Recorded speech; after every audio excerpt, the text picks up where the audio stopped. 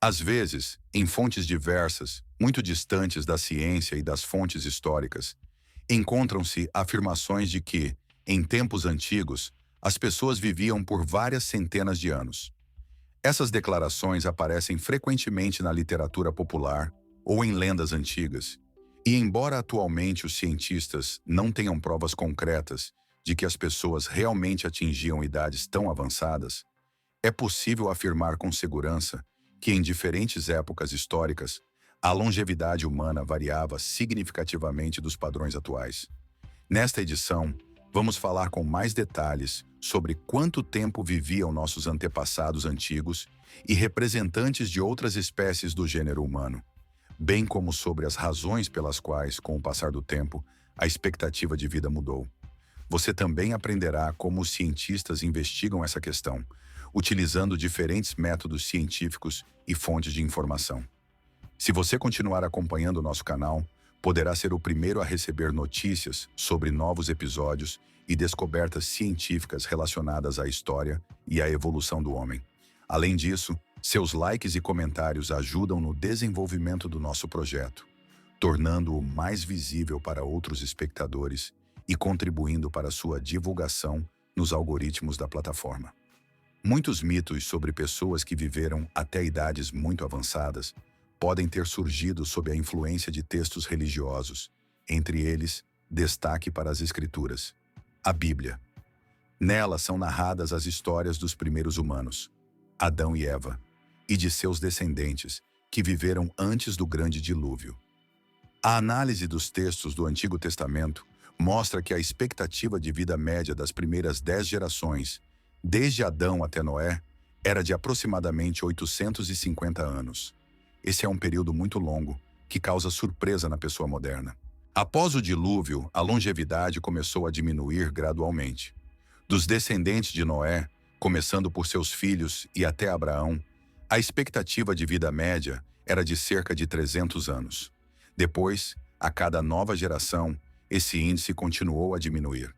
Essa redução gradual está relacionada ao aumento de pecados e vícios na sociedade humana, o que, segundo ensinamentos religiosos, influenciava na longevidade. Ao mesmo tempo, a visão moderna é de que, quanto mais nos afastamos da época dos antigos, menor é a expectativa de vida média. E, de modo geral, isso é verdade. Dados históricos indicam que, na antiguidade, as pessoas viviam menos do que atualmente. No entanto, nem todas as fontes e estudos confirmam completamente essa visão. Exemplos de longevidade humana foram encontrados em todas as épocas, tanto na Antiguidade Profunda quanto em períodos mais recentes. Em geral, os cientistas estudam os restos mortais das pessoas após sua morte, utilizando principalmente ossos, pois outros tipos de tecidos, como cabelo ou pele, raramente se preservaram ao longo de séculos ou milênios. Mesmo quando se consegue encontrar cabelos ou pedaços de pele, determinar a idade exata do falecido por eles é bastante difícil. Isso está relacionado ao fato de que as mudanças relacionadas à idade no corpo de cada pessoa ocorrem de maneira diferente. Para alguns, a pele começa a envelhecer ou os cabelos a rarear já aos 20 anos, enquanto para outros, mesmo após 50 anos, a pele permanece lisa e os cabelos continuam densos e firmes.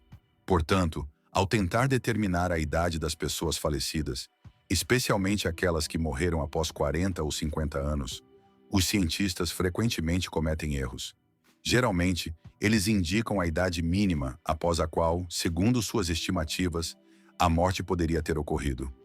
Por exemplo, após 40 ou 50 anos. Mas uma determinação precisa é difícil. Quanto mais distantes no tempo forem os períodos estudados, menos amostras de qualidade os pesquisadores têm à disposição para análise. Por isso, muitas vezes, eles precisam recorrer a fontes indiretas de informação. Por exemplo, as civilizações da Roma Antiga ou do Egito, que possuíam uma administração desenvolvida e uma cultura avançada, deixaram muitos registros escritos. Esses podem incluir anotações de autores, obras científicas, memórias, documentos oficiais e crônicas. Todos esses materiais ajudam os estudiosos a inferir por quanto tempo as pessoas poderiam ter vivido naquela época. Outro fator importante que influencia a expectativa de vida nas épocas passadas, é o alto índice de mortalidade infantil. Na antiguidade, esse número podia atingir 30% ou mais. Isso significava que, entre todas as pessoas, quando nos estudos científicos é mencionado que a expectativa média de vida no Antigo Egito ou na Roma Antiga era de aproximadamente 30 a 50 anos. Isso não quer dizer que uma pessoa que atingisse 30 anos automaticamente se tornasse idosa ou muito velha. Naquela época, se alguém chegasse aos 15 ou 20 anos, tinha todas as chances de viver mais uma década ou até muito mais. Tudo dependia muito das condições de vida, do nível de saúde e do ambiente ao seu redor. Pessoas que tinham a oportunidade de viver em famílias mais abastadas recebiam uma alimentação melhor e tinham acesso a uma medicina mais moderna e eficaz. Isso significava que, entre os ricos e nobres, casos de longas vidas eram bastante comuns e não considerados algo extraordinário. Ao estudar papiros e manuscritos antigos, os pesquisadores descobrem que muitos faraós e governantes importantes do Egito Antigo atingiam idades realmente avançadas. Por exemplo, sabe-se que o faraó Tutmés II, da 18ª dinastia, morreu por volta dos 66 anos, e a rainha Hatshepsut, uma das governantes mais importantes, faleceu aos 50 anos de idade. No entanto, de acordo com dados históricos e estudos médicos, ela provavelmente sofria de doenças graves, como diabetes e cancerócio, o que pode ter reduzido significativamente sua expectativa de vida. Alguns governantes egípcios eram conhecidos por sua longevidade até pelos padrões atuais.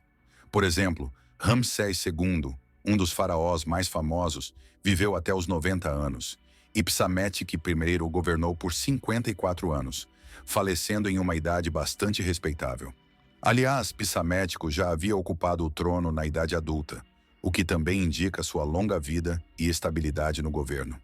Quanto às pessoas comuns, também havia casos de longevidade entre elas. O egiptólogo da Universidade de Manchester, Michael Zimmerman, estudou cerca de 300 múmias encontradas no Antigo Egito e descobriu que algumas delas atingiam 80 e até 90 anos de idade.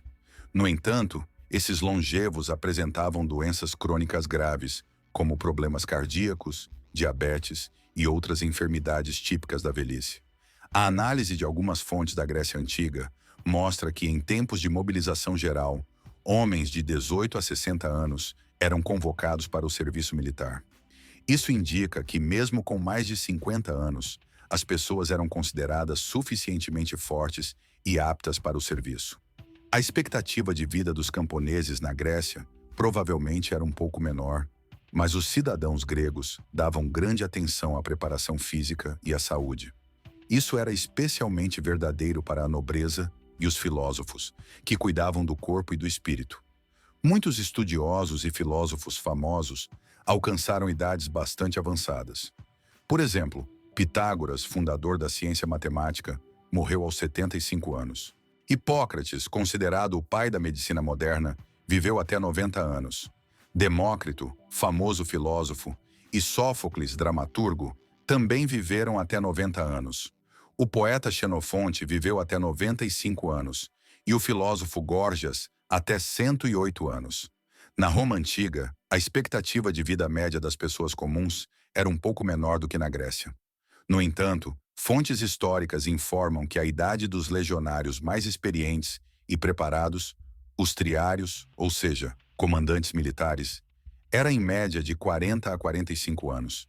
Dados objetivos sobre a expectativa de vida média dos camponeses ou cidadãos comuns na Roma Imperial quase não se preservaram.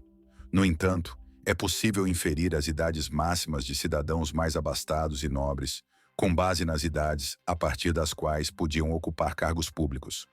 Os romanos acreditavam que apenas pessoas com vasta experiência e recursos poderiam governar o Estado e participar de seus assuntos. Por isso, para aqueles que desejavam disputar certos cargos, existiam requisitos de propriedade e idade.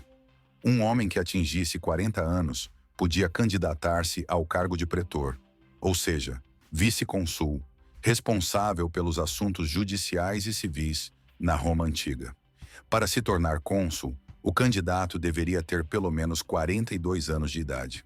Em 1994, um grupo de estudiosos realizou uma importante pesquisa, na qual analisaram mais de 300 lápides funerárias de homens que viveram na época do Império Romano. Como resultado, foi constatado que a idade média dos homens no momento da morte era de cerca de 72 anos. Esses dados indicavam que uma parte significativa dos cidadãos romanos atingia idades bastante avançadas. Além disso, pelas inscrições em algumas tumbas, podia-se inferir que entre eles havia pessoas que viveram por um período muito longo, chegando à velhice profunda. Como mais uma fonte de informação sobre os longevos na época romana, serve o trabalho de um autor conhecido, Plínio o Velho, que escreveu a chamada História Natural. Essa enciclopédia peculiar foi compilada por volta do ano 70 da nossa era e continha informações sobre várias pessoas e fenômenos naturais. Em particular, mencionava casos de vidas longas.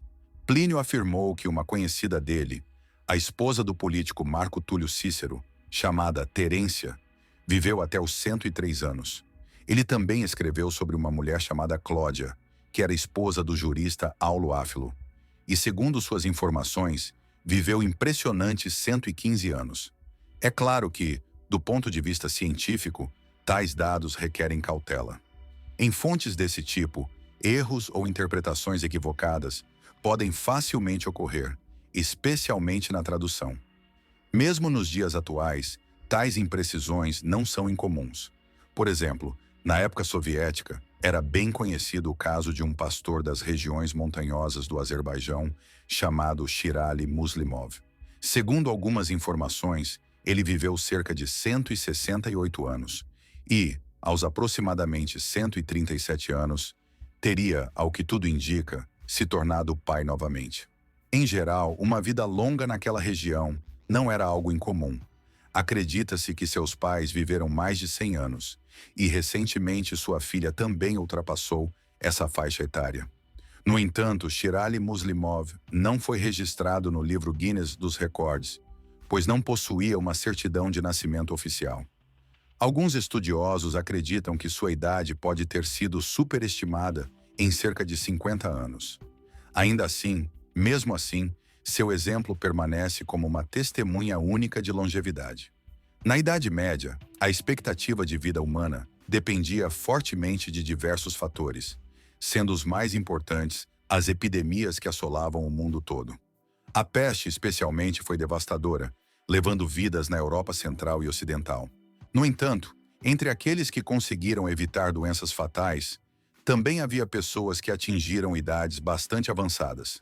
No século XXI, em 2018, uma arqueóloga australiana chamada Christine Cave desenvolveu um novo método de determinação da idade com base no grau de desgaste dos dentes. Ela aplicou esse método ao estudo de restos encontrados em 3 cemitérios anglo-saxões. Como resultado da análise, chegou a conclusões bastante interessantes. Entre as pessoas que viveram na Inglaterra entre os anos 475 e 635 da nossa era, frequentemente encontravam-se aquelas que morreram após os 70 anos.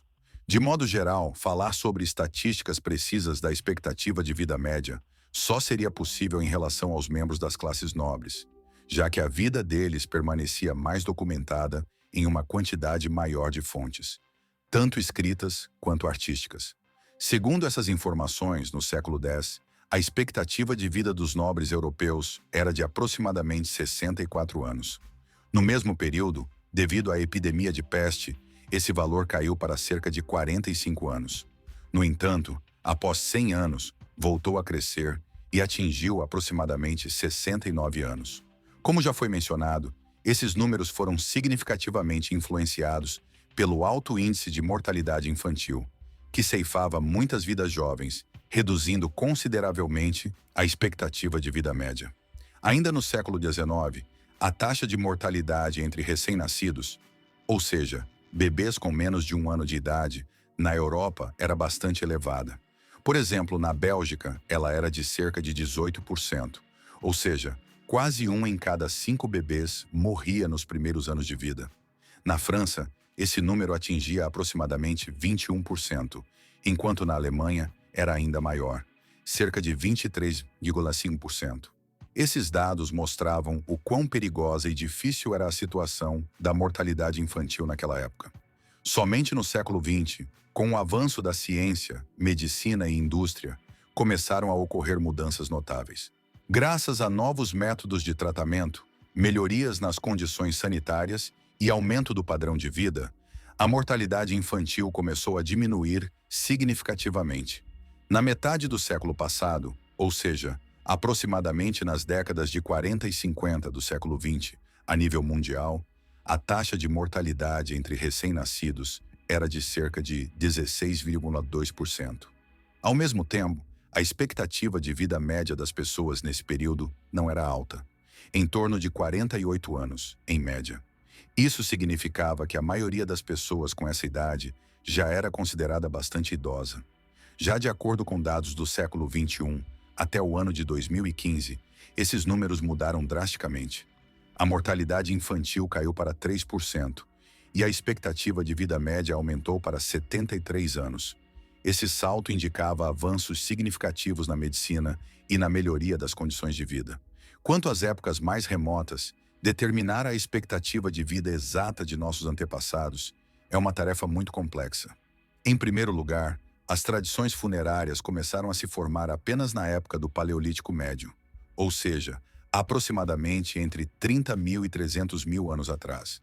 Antes disso, as descobertas arqueológicas raramente permitem uma estimativa precisa da idade das pessoas falecidas.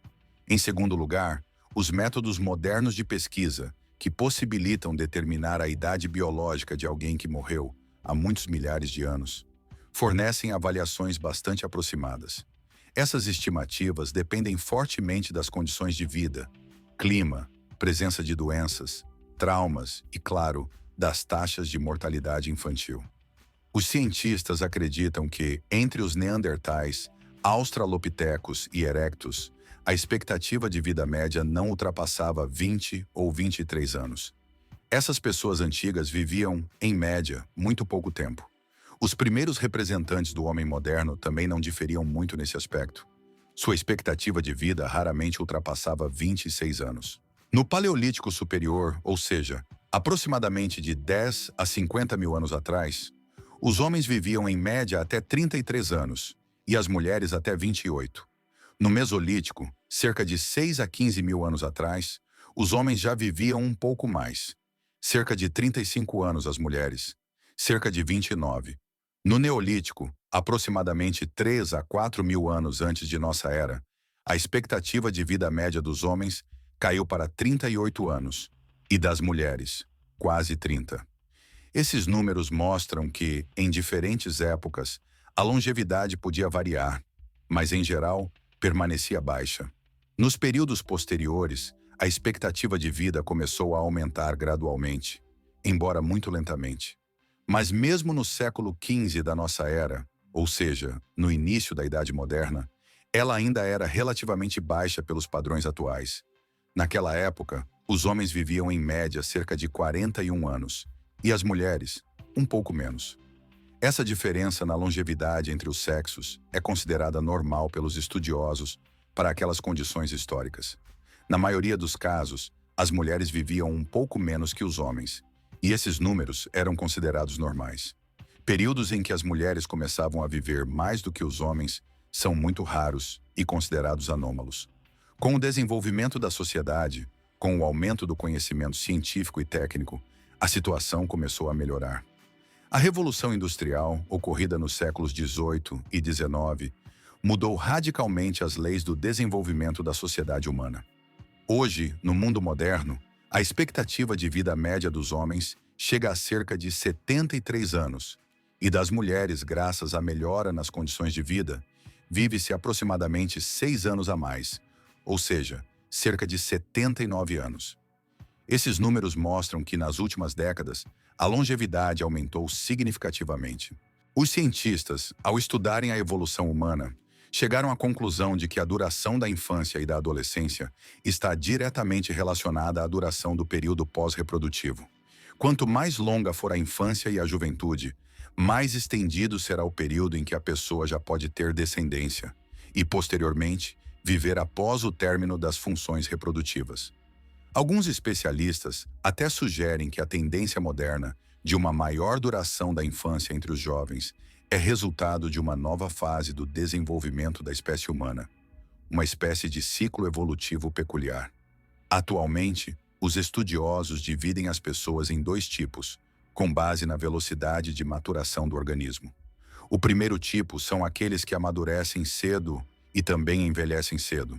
Essa característica remonta aos tempos antigos, ainda na Era da Pedra, e é considerada tradicional para muitas nações. No mundo moderno, esses indivíduos são mais comuns entre os povos indígenas do norte, onde as condições naturais exigem desenvolvimento e adaptação rápidos. O segundo tipo são aqueles que amadurecem lentamente e, consequentemente, envelhecem também de forma gradual. Essas pessoas têm um desenvolvimento do sistema ósseo mais prolongado e as mudanças relacionadas à idade se manifestam mais lentamente. Isso lhes permite manter a juventude e a saúde por mais tempo. Entre as pessoas modernas, às vezes também encontra-se um terceiro tipo, intermediário, que combina características dos dois primeiros. Pesquisas relacionadas ao estudo das mudanças na longevidade ao longo de toda a história da humanidade levantam várias questões. Um desses mistérios é a discrepância entre a altura média e a expectativa de vida na Era do Ferro. Anteriormente, acreditava-se que a longevidade dependia principalmente de sua qualidade. Quanto melhores fossem as condições ambientais, a alimentação, menor fosse o número de guerras e doenças, mais tempo uma pessoa viveria e maior seria sua altura média. No entanto, na Era do Ferro, a situação foi diferente. As pessoas eram mais baixas do que seus antepassados da Era do Bronze, apesar de viverem mais tempo. Nem as mudanças climáticas nem as características do assentamento conseguiram explicar esse quadro contraditório. A solução veio apenas após uma análise detalhada do esmalte dentário dos vestígios encontrados daquela época. Descobriu-se que as pessoas que migraram para a agricultura sedentária apresentavam infecções características e lesões no esmalte causadas por tártaro dental. Isso indica que sua alimentação melhorou, o que contribuiu para o aumento da longevidade. Ao mesmo tempo, a menor altura estava relacionada à maior densidade populacional, que favorecia a propagação de doenças infecciosas e o agravamento da saúde em geral. Em suma, pode-se dizer que a longevidade humana depende em grande parte de fatores como a qualidade e a quantidade de alimentos consumidos, a presença ou ausência de doenças, bem como das características do desenvolvimento social em determinado estágio de sua trajetória histórica. Essas regularidades são evidentes não apenas para nossa espécie, mas também para todos os nossos antepassados e espécies relacionadas. A vida moderna difere significativamente em nível de conforto e condições da vida de nossos ancestrais antigos. Podemos aproveitar os avanços da tecnologia e da medicina, o que aumenta consideravelmente nossas chances de uma vida longa e saudável. No futuro, com base nos avanços científicos, há esperança de que as pessoas possam realizar mais um salto evolutivo, aproximando sua longevidade dos heróis míticos das histórias bíblicas, que, segundo a tradição, viveram centenas de anos. Das aulas escolares, lembramos que o trabalho fez do macaco um homem. No entanto, na realidade, a transformação do macaco no senhor do planeta ocorreu graças a uma combinação de fatores que se uniram em uma cadeia complexa de eventos. Papel importante nesse processo tiveram as mudanças climáticas, a competição com outras espécies de animais e, o que é especialmente interessante, as características da alimentação. Foi justamente a dieta que teve uma influência significativa no desenvolvimento do organismo humano e na formação de suas características únicas. Por isso, na transmissão de hoje, vamos falar sobre o que realmente comiam as pessoas na antiguidade, como sua dieta mudou ao longo do tempo e qual impacto essas mudanças tiveram no desenvolvimento de toda a humanidade. No mundo moderno, onde podemos adquirir a qualquer momento uma grande variedade de produtos de todos os cantos do planeta, é bastante difícil imaginar exatamente do que se alimentavam nossos ancestrais em épocas remotas. De tempos em tempos, até mesmo os apoiadores das chamadas dietas paleolíticas, ao tentarem seguir antigas tradições alimentares, enfrentam a questão: quão bem eles compreendem os fundamentos da alimentação das pessoas da Era da Pedra. E enquanto isso, uma dieta especial formada naqueles tempos antigos é uma das principais razões pelas quais nossa espécie conseguiu alcançar tanto sucesso e superioridade sobre muitos animais, assim como sobre outros grupos de antigos humanos. Pesquisas científicas mostram que cerca de 2/3 da dieta de nossos ancestrais, os Cro-Magnon, consistia em alimentos vegetais. Isso foi um dos fatores que lhes permitiu vencer na dura competição com os Neandertais, que se alimentavam principalmente de carne. Ao mesmo tempo, os Cro-Magnon desenvolviam ativamente tecnologias de busca, coleta e preparo de alimentos. Criavam ferramentas que permitiam extrair e processar os produtos, enquanto os Neandertais dependiam mais de sua adaptabilidade ao ambiente, ajustando-se às mudanças no clima e nos ecossistemas. Essa variedade na dieta dava aos nossos ancestrais uma melhor capacidade de sobrevivência em condições adversas, reduzia sua dependência de uma caça bem-sucedida e ampliava suas possibilidades de buscar alimentos. Mas como exatamente se formou essa diversidade na alimentação deles? No distante Mesozoico, no início da Era Cenozoica, os primeiros primatas condicionais alimentavam-se principalmente de insetos, o que era característico de sua dieta. Posteriormente, passaram a consumir mais alimentos vegetais, tornando-se praticamente vegetarianos. Já depois que nossos ancestrais desceram das árvores e começaram a explorar ativamente as savanas africanas, sua dieta tornou-se mais diversificada, incluindo tanto animais quanto plantas. Assim, tornaram-se onívoros. Em determinado estágio da evolução, os humanos começaram a consumir plantas herbáceas, como cereais. O consumo de grãos, embora não seja típico de outros primatas, tornou-se uma parte importante de sua alimentação, permitindo-nos comer pão, cereais e diversos produtos à base de grãos. Essas mudanças na alimentação levaram ao desenvolvimento de enzimas capazes de digerir substâncias variadas, até mesmo a quitina, presente nas cascas de insetos e em algumas plantas. Para entender exatamente do que se alimentavam nossos ancestrais, os cientistas utilizam diversos métodos de pesquisa. Um dos mais importantes é a arqueologia. Durante escavações, eles encontram objetos do cotidiano, ferramentas e dispositivos destinados à obtenção e preparo de alimentos. Por exemplo, achados de equipamentos de caça ou pesca, bem como ferramentas para moer grãos, permitem compreender de que maneira os povos antigos obtinham alimento.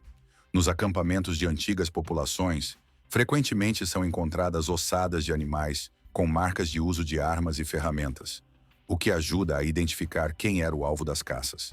Apesar de nossos antepassados consumirem ativamente cereais e diversas plantas, o prato mais antigo conhecido pelos cientistas, o mingau, foi preparado pelos Neandertais.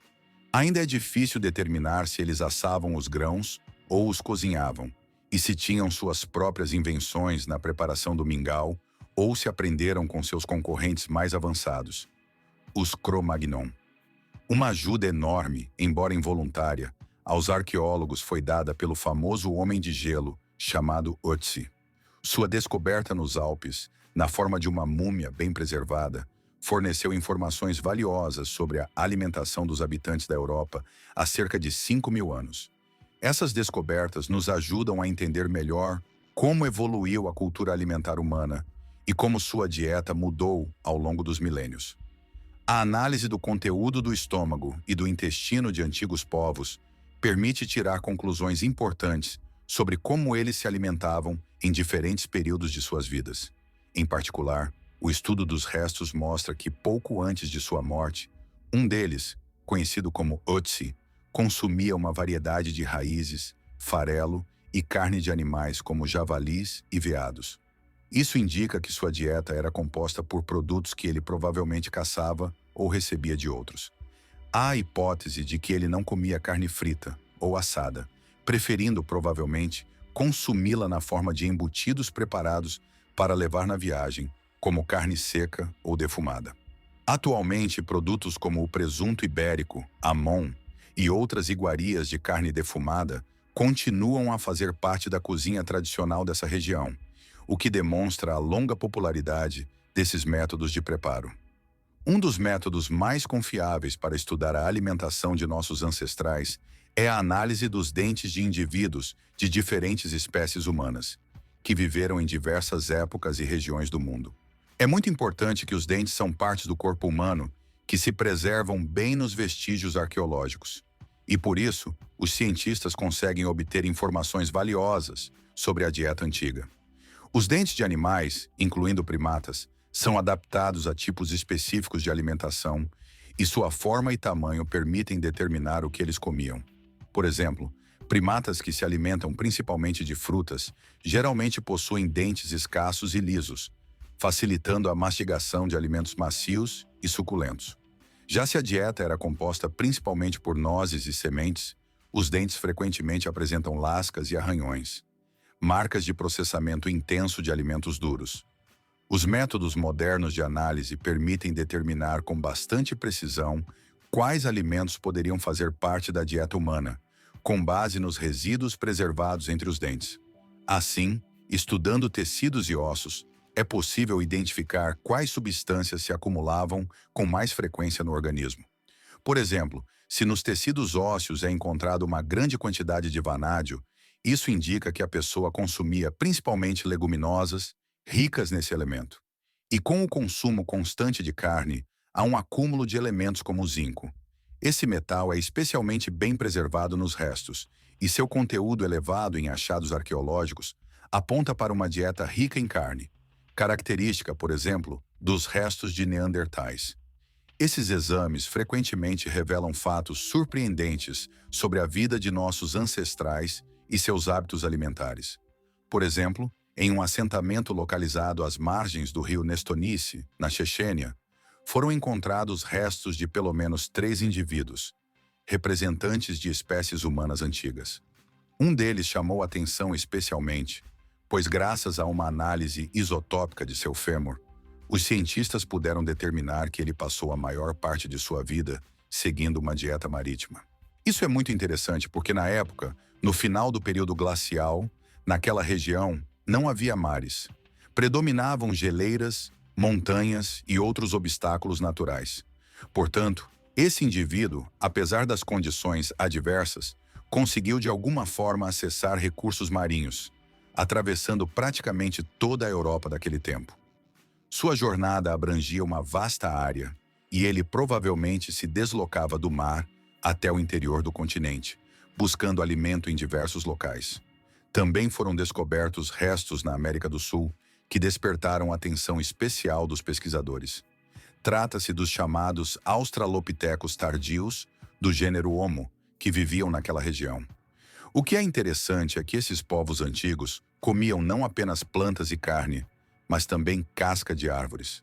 Até hoje, esses experimentos culinários por parte de primatas ou humanos primitivos permanecem um mistério, pois nossos dentes e mandíbulas não são adaptados para processar alimentos tão duros e rústicos. Por isso, os cientistas ainda não conseguem compreender completamente por que esses poucos estudados tipos de australopitecos incluíam com frequência a casca das árvores em sua dieta e quais benefícios poderiam obter com isso. A história da culinária humana também não passou sem casos de canibalismo, prática que, em diferentes épocas e culturas, tinha motivos bastante diversos. Atualmente, não se trata de rituais. Às vezes, surge a hipótese de que as vítimas de canibais poderiam ser seus próprios compatriotas, ou seja, pessoas do mesmo grupo ou tribo. Claro que esses casos são raros e incomuns, mas são possíveis, considerando a complexidade e diversidade dos costumes antigos. No entanto, um fator importante que mudou radicalmente a vida na Terra foi a domesticação do fogo e seu uso no cotidiano. Esse passo crucial ocorreu há muito tempo, aproximadamente mais de 1,5 milhão de anos atrás, quando o homem, já bastante habilidoso e experiente em suas ações, começou a usar o fogo pela primeira vez na África. Naquela época, isso foi uma verdadeira inovação, abrindo novos horizontes para o desenvolvimento humano. No entanto, apesar de os primeiros vestígios do uso do fogo datarem desse período, nos seguintes milhões de anos, os arqueólogos encontraram cerca de 20 descobertas que confirmam que os seres humanos realmente utilizavam e aplicavam ativamente o fogo. Essas descobertas indicam que, naquela época, o fogo era objeto de atenção especial e seu uso era raro, mas de grande importância. Na natureza moderna, alguns macacos antropóides, como os chimpanzés, demonstram reações comportamentais semelhantes às humanas. Por exemplo, eles podem seguir o fogo na savana para comer roedores mortos que caíram nele. Isso mostra que a capacidade de interagir com o fogo e suas consequências existe entre nossos parentes mais próximos na evolução, até hoje.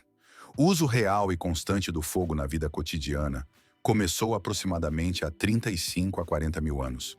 Naquela época, as pessoas aprenderam não apenas a produzir fogo por si mesmas, mas também a utilizá-lo ativamente para diversos fins: aquecer suas moradias, proteger-se de predadores e, o mais importante, preparar alimentos. Na época, restos de fogueiras e lareiras são encontrados em todo o mundo, em locais onde viviam os seres humanos primitivos, o que indica uma ampla distribuição geográfica dessa habilidade. Provavelmente foi nesse período que o homem aprendeu a produzir fogo de forma independente, acendê-lo nos locais necessários e utilizá-lo para suas necessidades. Após aproximadamente 300 mil anos, o uso do fogo levou a mudanças notáveis no organismo humano. Com o processamento térmico dos alimentos, eles tornaram-se mais calóricos e mais fáceis de digerir, o que, por sua vez, afetou a aparência do ser humano. Seus maxilares e dentes diminuíram significativamente de tamanho, e a forma do tórax e do abdômen mudou. Essas mudanças indicam que a alimentação tornou-se mais macia e conveniente para o processamento, reduzindo a carga sobre o sistema ósseo. É evidente que, cerca de 50 a 80 mil anos atrás, surgiram humanos de tipo moderno, semelhantes a nós em aparência, e seu corpo foi amplamente moldado pela nova forma de alimentação. Pode-se dizer que essa transição foi uma etapa importante na evolução do homem.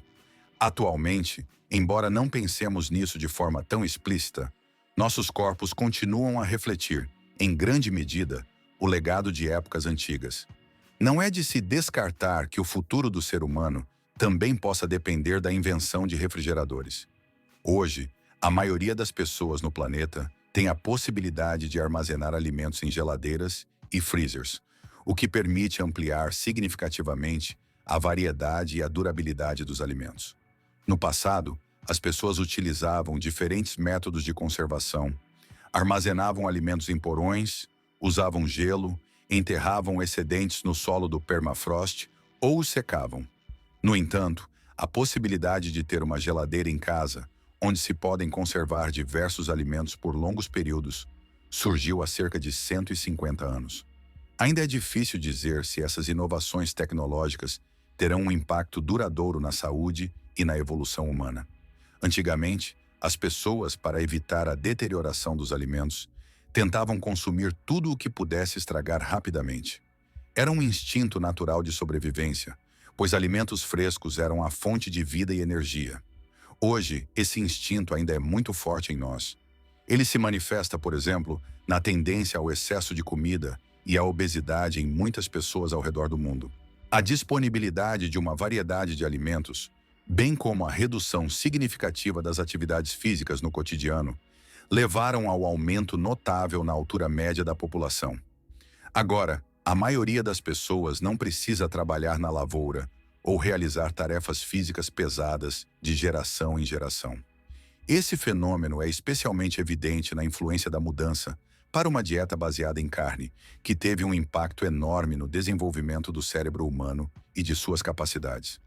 Esse momento tornou-se um dos pontos-chave na história da evolução humana, pois foi com a possibilidade de consumir alimentos mais ricos e variados que começaram a ocorrer mudanças profundas na estrutura e nas funções do cérebro.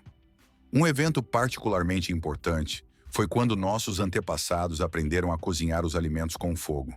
Essa habilidade abriu novos horizontes para a alimentação, tornando-a mais segura, mais fácil de digerir e mais saborosa. Graças ao fogo, as pessoas puderam ampliar sua dieta, incluindo não apenas peixe ou carne crus, mas também alimentos que requeriam processamento térmico, o que contribuiu para o desenvolvimento do sistema digestivo e do cérebro. Pesquisas mostram que, inicialmente, nossos antepassados se dispersaram ao longo das costas marítimas e às margens de rios. Nesses locais, sua dieta era composta principalmente de peixe e frutos do mar, fontes ricas de proteínas e gorduras.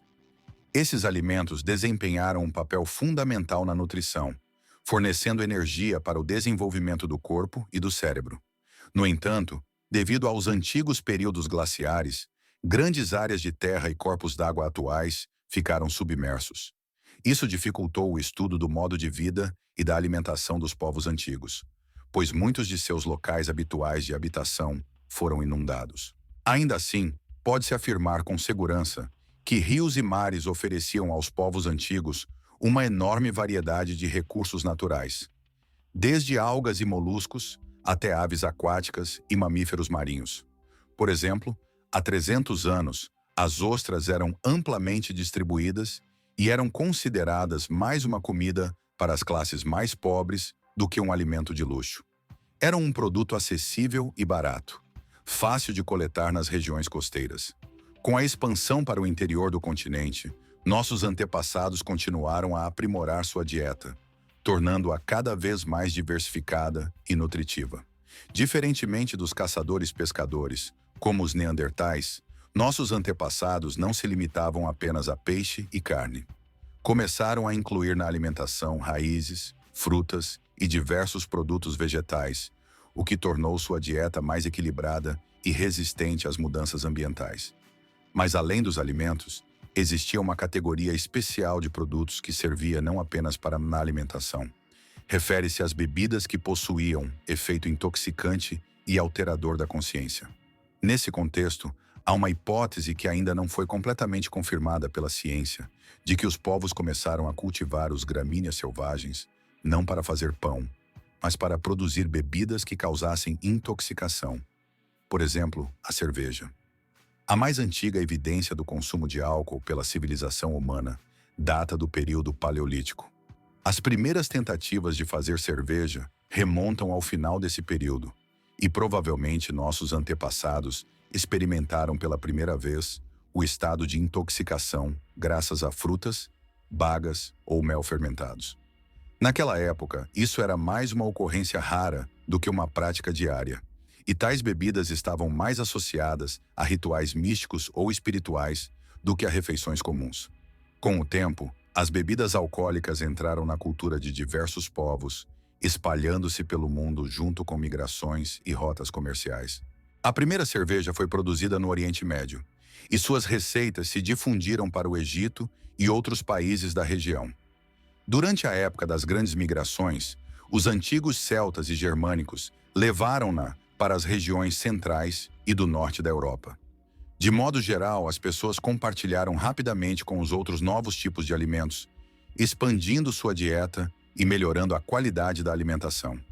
Agora vamos analisar brevemente as principais etapas da apropriação de diferentes alimentos ao longo da história. Os primeiros focos de agricultura e coleta surgiram aproximadamente 250 mil anos atrás, o que pode ser considerado o início da culinária como tal. Naquela época, o homem aprendeu pela primeira vez a assar tubérculos ricos em amido, algo que aconteceu cerca de 170 mil anos atrás na África. E, já entre 140 a 150 mil anos atrás, nossos antepassados aprenderam a fazer farinha a partir desses mesmos grãos e plantas, o que representou um passo importante no desenvolvimento da alimentação. Há 5 mil anos na China, começou o cultivo de arroz. Desde tempos antigos, as pessoas utilizavam ativamente o fogo, obtendo-o por diversos métodos, um dos quais era a fermentação. Essa tecnologia, essencialmente, consistia no controle de um processo de transformação de substâncias sob a ação de calor e micro-organismos, e foi aplicada não só nas culturas antigas, mas também se desenvolveu em várias regiões do mundo. Por exemplo, no Antigo Egito e na Mesopotâmia, onde já se sabia como criar e manter o fogo, as pessoas o utilizavam não só para iluminação e aquecimento, mas também para cozinhar alimentos e tratar materiais. Ao mesmo tempo, em condições severas na Síria, surgiram os primeiros campos de trigo, onde as pessoas começaram a cultivar esse cereal, que logo se tornou uma parte fundamental de sua dieta e economia. E na região que hoje é conhecida como México, surgiram plantas muito semelhantes ao milho. Elas se tornaram a base da alimentação dos habitantes locais, e seu cultivo teve um impacto enorme no desenvolvimento da cultura e economia da região. Ao mesmo tempo, na área da domesticação de animais de estimação, as pessoas pela primeira vez domesticaram as ovelhas, o que representou um passo importante para garantir lã, carne e outros recursos valiosos. Há vários milhares de anos, nos séculos V e VI do milênio a.C., no Cáucaso, começou-se a cultivar uvas, e delas aprenderam a fazer vinho, uma bebida que rapidamente ganhou popularidade e se tornou parte das tradições culturais. Nesse mesmo período, na região que hoje corresponde à Polônia, surgiu o primeiro queijo, produto que permaneceu por muito tempo uma parte importante da dieta de muitos povos. Na América, antes da chegada dos europeus ao continente, cultivavam-se ativamente feijão e criavam-se variedades modernas de milho, o que ampliou significativamente a gama de alimentos disponíveis. Segundo alguns dados históricos, o arroz, que se tornou um dos principais alimentos no mundo, chegou à Índia aproximadamente nessa época, e na Mesopotâmia, na região do atual Iraque, domesticaram-se o gado bovino, permitindo fornecer carne e produtos lácteos a grandes comunidades. Entre 4.000 e 3.500 anos antes de nossa era, no Egito, já existia a tecnologia de usar fermento de pão, que ajudava a tornar o pão mais fofo e saboroso. Nesse mesmo período, as pessoas domesticaram as oliveiras e começaram a extrair óleo delas. Um combustível valioso e um alimento que era utilizado não apenas na culinária, mas também na medicina e na cosmética. Os melões, inicialmente cultivados apenas na África Central, começaram a se espalhar para o norte do continente e para o sudoeste da Ásia, o que indica o desenvolvimento de culturas agrícolas e a expansão de sua área de cultivo. Por volta de 4.000 anos antes de Cristo, na Mesopotâmia, na região do atual Iraque, foi escrita uma das primeiras poesias conhecidas dedicada à cerveja. Uma bebida que era amplamente utilizada nas sociedades antigas, demonstrando sua importância. Já naquela época, a cerveja não era apenas uma bebida, mas parte da vida cultural, e seu consumo era amplamente difundido. Cerca de 500 anos depois, a cerveja também apareceu na região do atual Irã, o que mostra sua popularidade em outras áreas do Oriente Médio. Nesse mesmo período, na China, começaram a criar carpas, peixes que se tornaram uma parte importante da alimentação e da pesca na região, evidenciando o desenvolvimento da aquicultura. 3.000 anos antes de Cristo, no Oriente Médio e no Egito, desenvolveu-se a vinicultura, a arte de transformar uvas em vinho, que se tornou uma importante atividade econômica e parte das tradições culturais. Nesse período, os egípcios aprenderam a produzir óleo de palma, utilizado tanto na culinária quanto na medicina.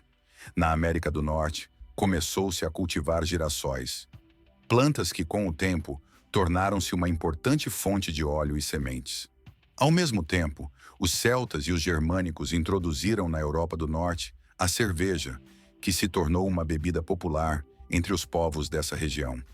Por volta de 1.500 anos antes de nossa era, o arroz começou a ser cultivado na África e um pouco mais tarde no Oriente Médio, o que indica uma expansão de seu território de cultivo. Na mesma época, em antigos acampamentos dos primeiros representantes do gênero humano, como ergásticos e erectus, foram descobertos fogueiros, locais onde antigamente se acendia fogo. Essas lareiras têm mais de 1,5 milhão de anos. Embora os cientistas ainda não saibam exatamente se nossos antepassados conseguiam produzir fogo por conta própria ou se utilizavam faíscas provocadas por raios, podemos ter certeza de uma coisa: já naquela época, nossos ancestrais distantes sabiam usar o fogo para suas necessidades. Esses povos antigos, provavelmente, aprenderam a se aquecer nas noites frias e a se proteger de predadores perigosos com a ajuda das chamas. Essas habilidades foram passos essenciais na evolução humana. Mas, sem dúvida, a conquista mais importante relacionada ao domínio do fogo foi a capacidade de cozinhar alimentos. Em estado cru, carne e raízes levam muito tempo para serem mastigadas e digeridas, além de o organismo absorverem delas apenas uma pequena parte dos nutrientes. O processamento térmico, aumenta significativamente o valor calórico dos alimentos e acelera sua digestão pelo corpo. Graças a isso, nossos antepassados puderam obter mais energia da mesma quantidade de comida, o que contribuiu para o desenvolvimento de seus corpos e cérebros.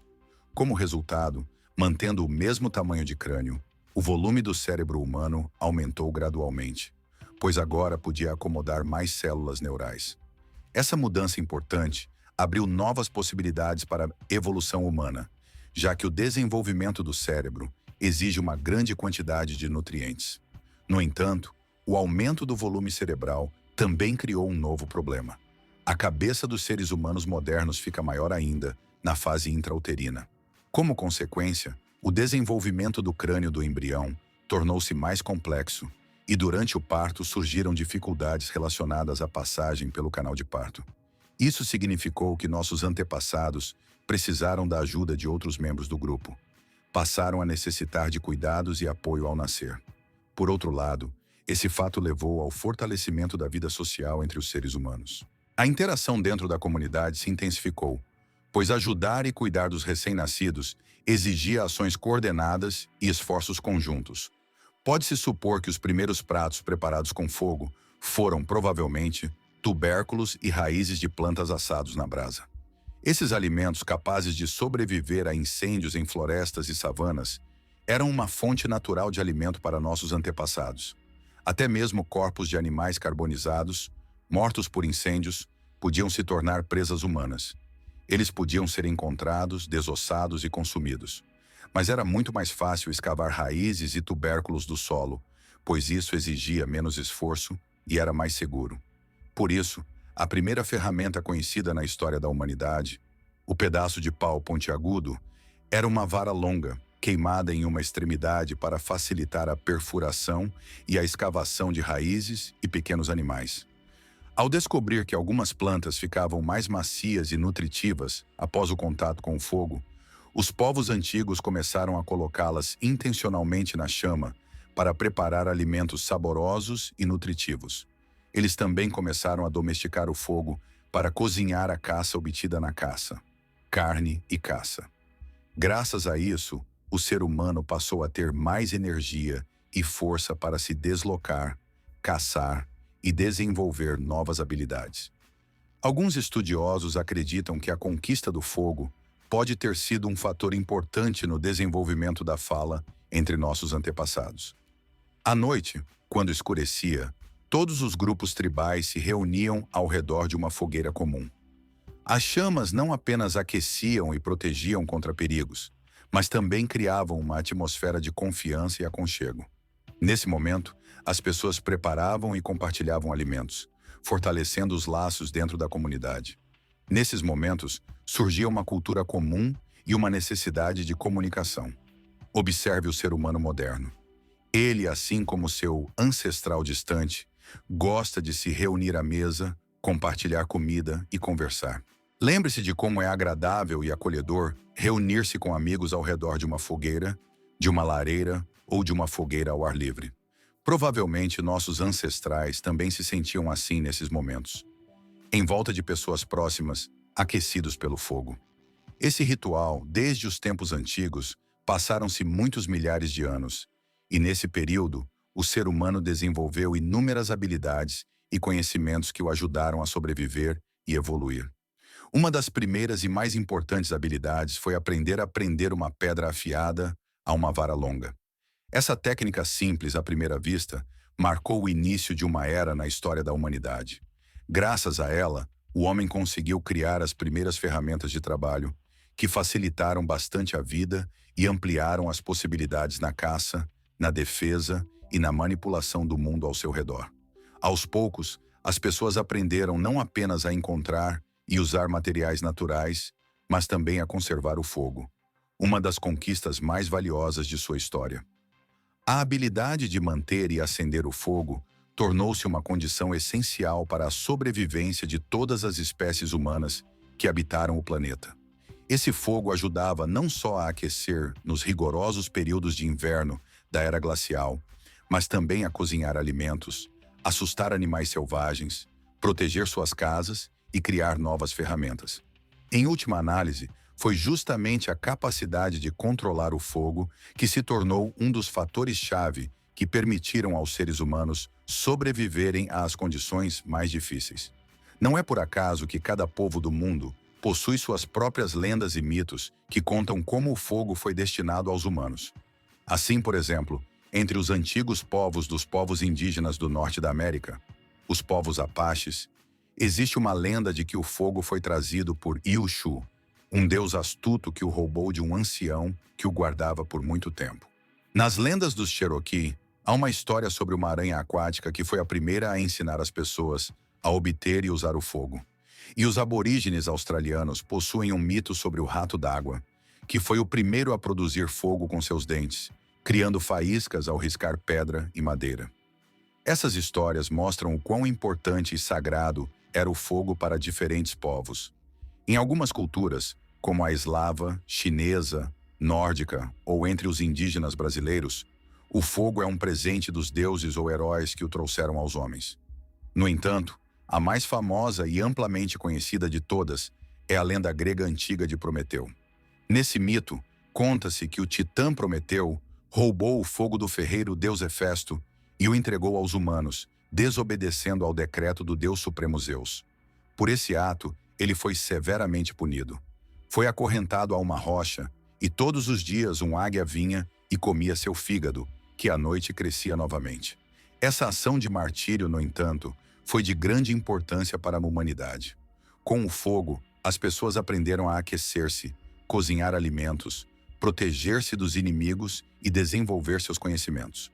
Muitos conhecem essa lenda exatamente dessa forma, como uma história de sofrimento e sacrifício. Mas, na essência, Prometeu trouxe aos humanos não apenas o fogo. No mito, disse que, junto com o fogo, ele deu à humanidade outros conhecimentos e habilidades essenciais.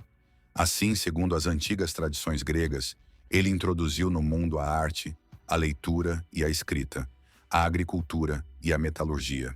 Em outras palavras, os gregos antigos associavam o uso do fogo ao desenvolvimento de toda a civilização, ao surgimento de novos conhecimentos e tecnologias que tornaram o homem mais poderoso e independente.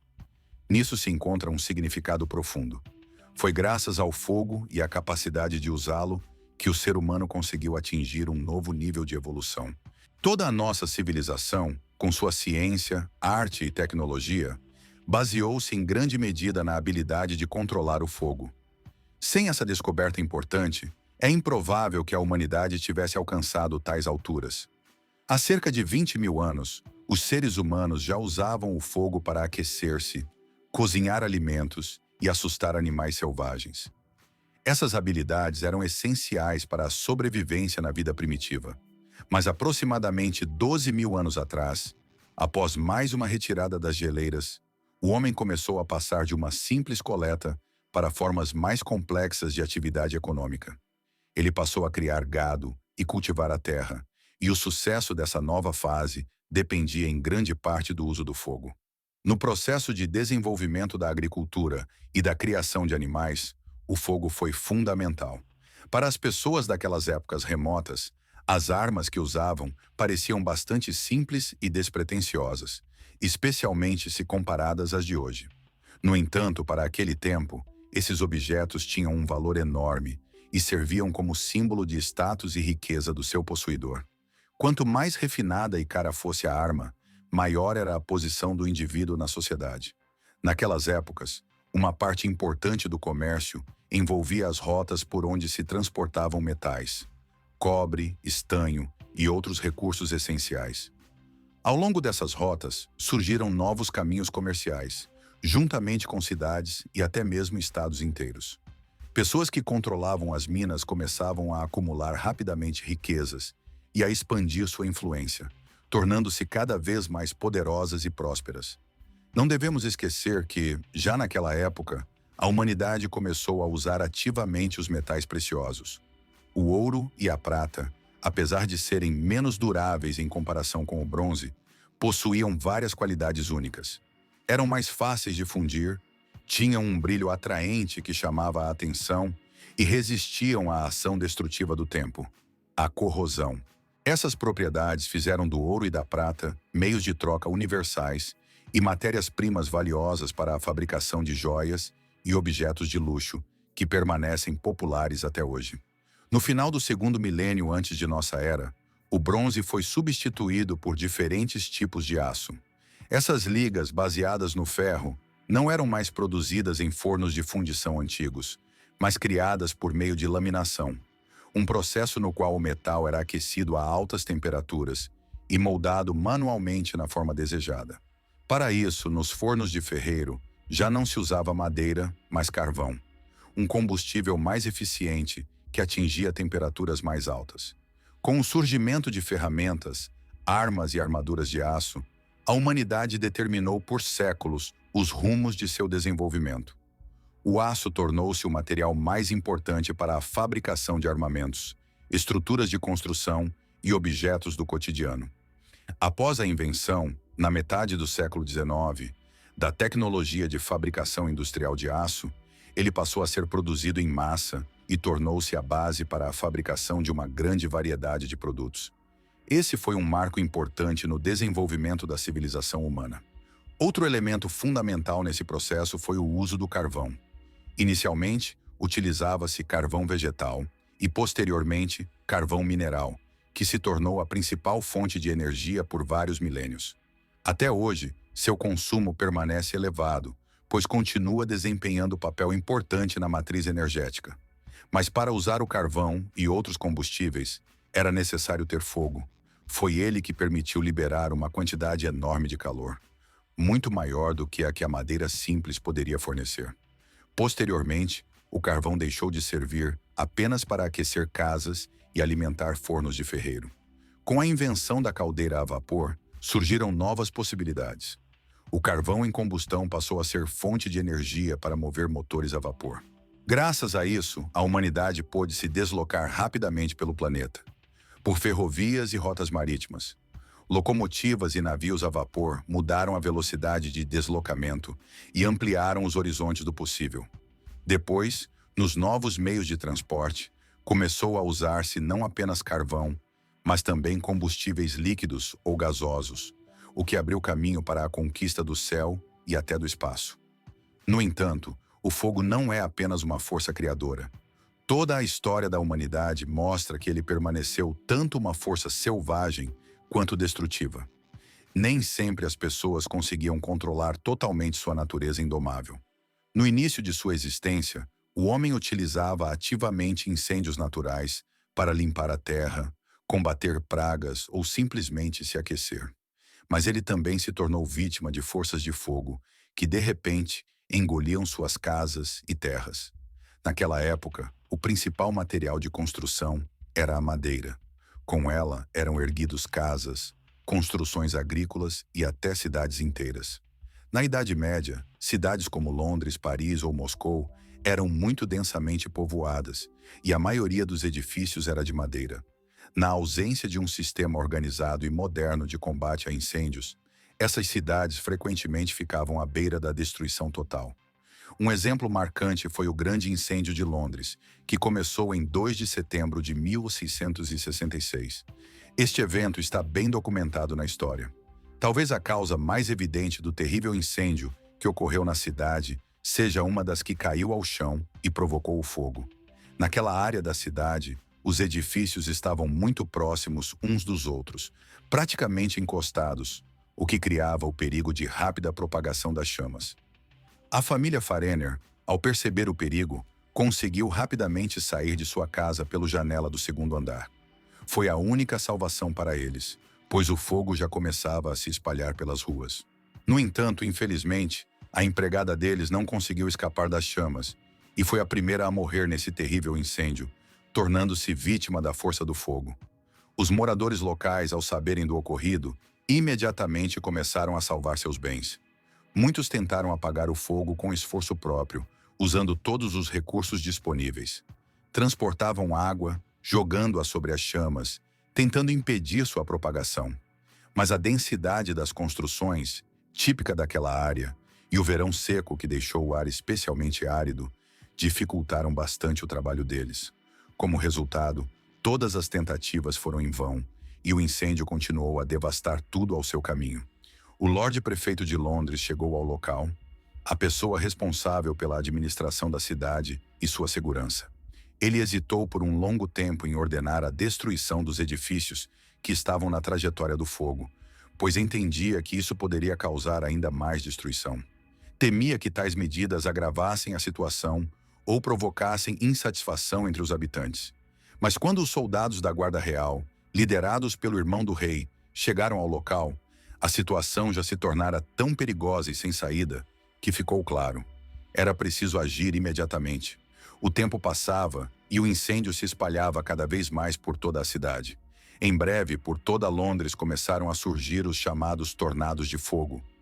Vórtices de chamas que se deslocavam com força e velocidade incríveis pelas ruas, destruindo tudo em seu caminho. Esses tornados, formados em incêndios intensos e clima seco, tornaram-se uma verdadeira ameaça à vida e aos bens dos habitantes. O incêndio começou a diminuir gradualmente apenas em 5 de setembro, quando todos os principais focos de fogo se apagaram e os redemoinhos de chamas desapareceram.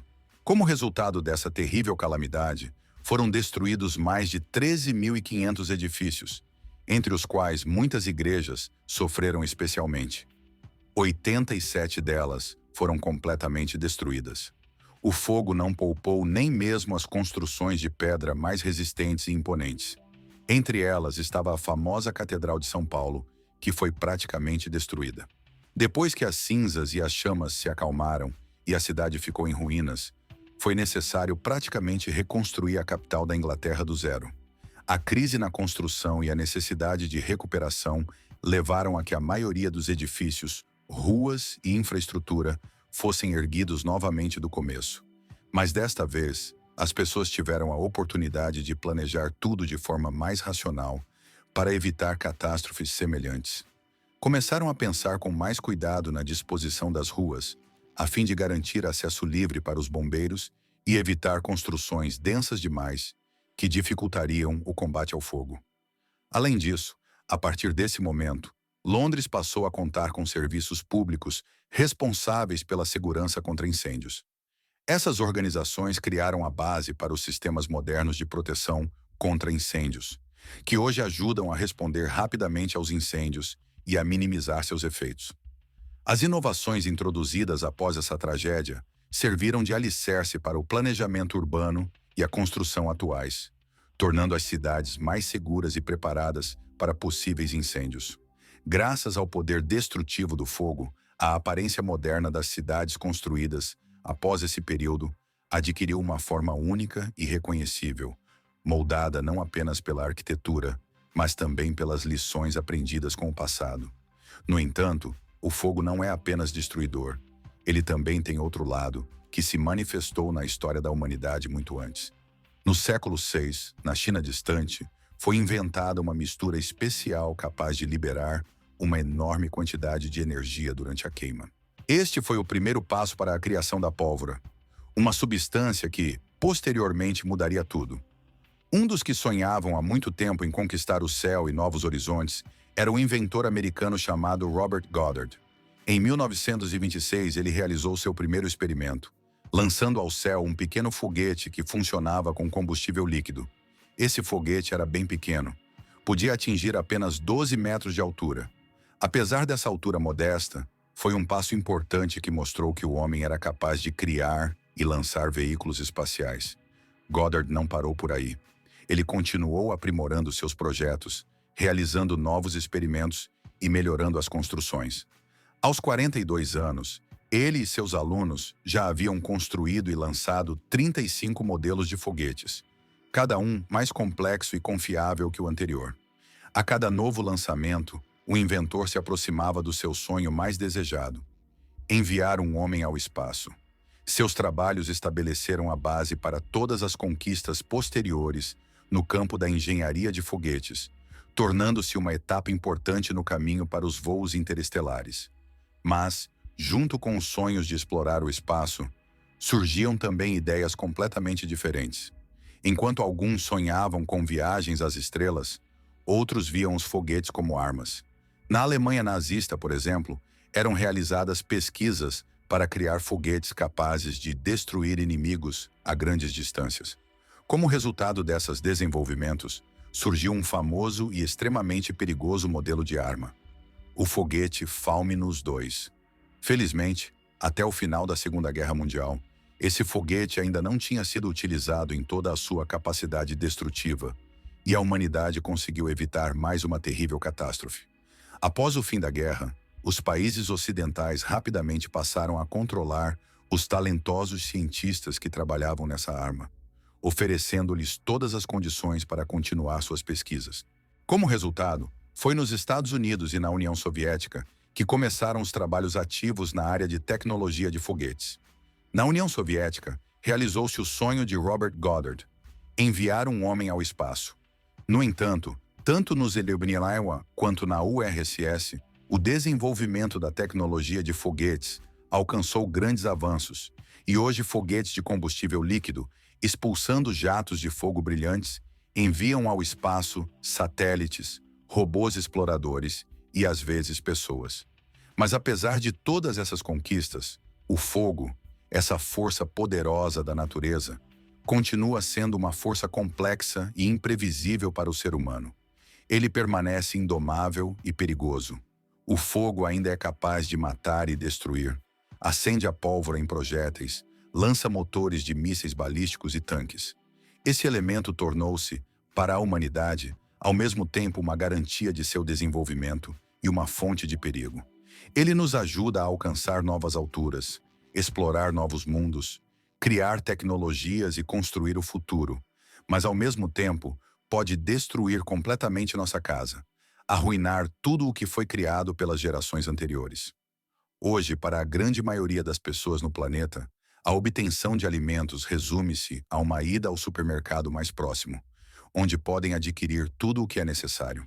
Já no passado distante, na época dos povos primitivos, cada dia era preenchido pela luta pela sobrevivência e pela busca por alimento. Naquela época, as pessoas não tinham acesso a lojas ou centros comerciais, e tudo o que precisavam para viver tinha que ser obtido por elas mesmas.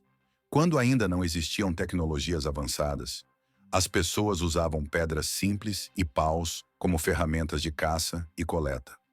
Foi assim, com a ajuda dessas ferramentas primitivas, que começaram sua jornada como caçadores e coletores. Com o tempo, isso os transformou nos principais predadores do planeta, capazes de obter comida e proteger suas vidas. Em nossa história de hoje, vamos falar detalhadamente sobre como viviam os antigos, caçadores e coletores. Contaremos sobre as tecnologias e técnicas que eles utilizavam em suas vidas para melhorar e simplificar o processo de obtenção de alimentos. Você também aprenderá como a sociedade humana mudou graças ao desenvolvimento dos métodos de caça e coleta. Quais características dos caçadores primitivos ainda permanecem em nossa natureza hoje? Para a sobrevivência, as pessoas na Idade da Pedra enfrentavam desafios constantes.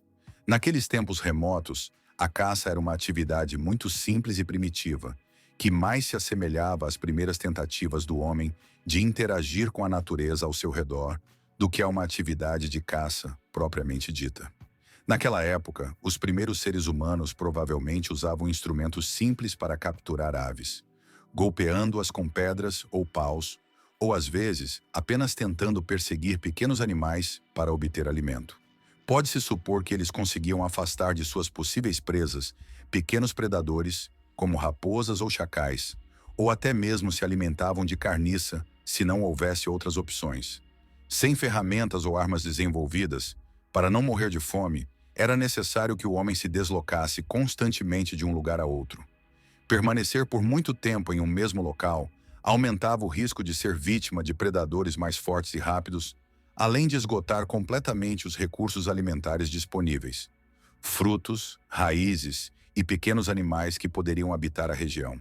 Naquele período, as habilidades de caça dos humanos ainda estavam em estágio muito inicial, mais como um rascunho do que uma atividade de caça bem desenvolvida. No entanto, graças à sua inteligência e principalmente ao esforço conjunto e à cooperação em grupo, os primeiros humanos podiam contar com o sucesso na caça a presas maiores. Assim, por exemplo, eles poderiam caçar antílopes, cavalos ou até bisões, animais muito mais fortes e rápidos do que caçadores solitários. Um marco importante na evolução humana foi a domesticação do fogo, aprender a controlá-lo e usá-lo em benefício próprio. Foi exatamente isso que impulsionou o progresso e o desenvolvimento tecnológico. Inicialmente, as pessoas não conseguiam acender fogo por conta própria. Elas precisavam manter a chama que encontravam na natureza, em fogueiras acesas durante tempestades ou incêndios naturais. Portanto, manter o fogo exigia esforço e habilidades específicas. A fogueira, situada no centro do acampamento, servia não apenas como fonte de calor, mas também como proteção contra animais selvagens, pois as chamas assustavam os predadores. A carne assada ao fogo tornava-se mais saborosa e mais fácil de digerir, além de fornecer mais energia ao organismo. Isso aumentou significativamente as reservas de força do homem. Graças ao fogo, agora era suficiente consumir uma quantidade menor de alimento para manter a vida, o que permitia dedicar mais tempo e energia ao desenvolvimento de outras habilidades. Naquela época, as pessoas viviam em pequenos grupos, geralmente compostos por parentes ligados por laços de sangue. Pesquisas arqueológicas indicam que a presença de uma fogueira comum foi uma das razões para o surgimento da capacidade de desenvolver a fala entre nossos antepassados. O compartilhamento de refeições e a comunicação ao redor do fogo criaram condições para a troca de informações, transmissão de experiências e aprendizado das novas gerações. Posteriormente, isso contribuiu para o desenvolvimento da linguagem, a capacidade de expressar pensamentos e transmitir conhecimentos às próximas gerações. O uso do fogo também abriu novas possibilidades para aprimorar ferramentas e armas. Por exemplo, uma vara pontiaguda, que foi queimada para reforço, passou a ser usada como lança, aumentando significativamente a eficiência da caça. Agora, a caça rendia mais e, por si só, exigia muito menos tempo e esforço. Todas essas inovações levaram a mudanças importantes na estrutura da sociedade humana. Estoques abundantes de alimentos permitiram aumentar o número de grupos e, em vez de famílias dispersas, as pessoas começaram a se unir em comunidades maiores, tribos inteiras. Esforços conjuntos na caça e na defesa contra perigos externos tornaram-se muito mais eficazes do que ações isoladas. Era mais fácil cuidar das crianças, administrar tarefas domésticas e proteger-se de ataques de animais predadores ou de grupos hostis de outros humanos. Nesse processo de desenvolvimento, também ocorreu uma gradual dispersão das pessoas por todo o mundo. Nossos antepassados, seguindo as formas mais antigas do homem, deixaram a África natal e partiram para o Oriente Médio. Após o recuo das geleiras, os Cro-Magnons começaram a se espalhar pela Europa, gradualmente expulsando de territórios férteis e habitáveis seus parentes mais próximos, os Neandertais. Nesse período, ocorreram avanços tecnológicos significativos na área da caça. As evidências arqueológicas mostram claramente vestígios de métodos de caça antigos utilizados por nossos ancestrais distantes. Naqueles tempos, as pessoas tentavam atrair os animais para armadilhas, emboscando-os em obstáculos naturais ou locais perigosos, como penhascos altos ou áreas pantanosas. O objetivo era fazer com que os animais corrissem exatamente para essas armadilhas, e depois, os animais indefesos eram mortos com ferramentas de pedra, lanças ou pedras pesadas. Naquela época, as pessoas gastavam bastante tempo e esforço na construção de obstáculos diversos.